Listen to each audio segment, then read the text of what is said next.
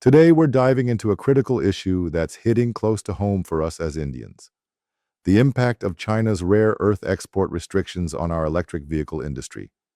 This is a topic that affects not just our economy, but our dreams of a sustainable, self-reliant future. So let's talk about what's happening, why it matters, and what we're doing about it. Our electric vehicle industry, which is growing fast and carrying our hopes for a cleaner tomorrow, depends heavily on something called rare earth magnets, specifically neodymium iron boron magnets. These are the heart of EV motors, powering the vehicles we're counting on to transform transportation.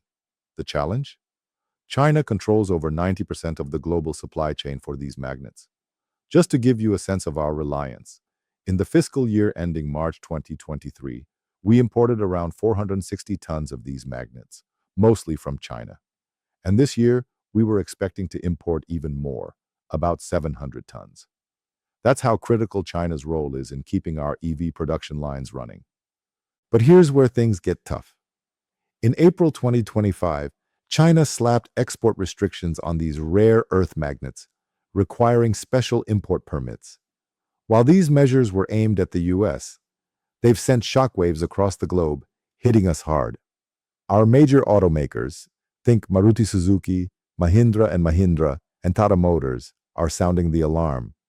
Their inventories of these magnets are running dangerously low, and without a steady supply, production lines could grind to a halt by the end of May. That's not just a supply chain hiccup. It's a crisis that could stall our entire EV industry. The fallout from this is both immediate and far-reaching. Right now, we're staring at the possibility of EV production stopping entirely because we can't get the components we need. Looking ahead, these restrictions could drive up costs, create supply chain chaos, and throw a wrench in our ambitious EV adoption goals. The Society of Indian Automobile Manufacturers, or SIAM, is urging the government to step in and help free up shipments stuck at Chinese ports. This isn't just about cars. It's about keeping our vision for a greener, more sustainable India on track. So, what are we doing to fight back? We're not sitting idle. For one, we're pushing to build our own supply of rare earth magnets. IREL Limited has already commissioned a rare earth permanent magnet plant in Visakhapatnam, producing samarium cobalt magnets with homegrown technology. That's a big step towards self-reliance. At the same time, our brilliant minds at institutions like IIT Delhi are working on game-changing innovations, developing low-cost EV motors that use fewer rare earth materials. This could make our EVs not just more affordable, but also less dependent on foreign supplies. And we're not stopping there.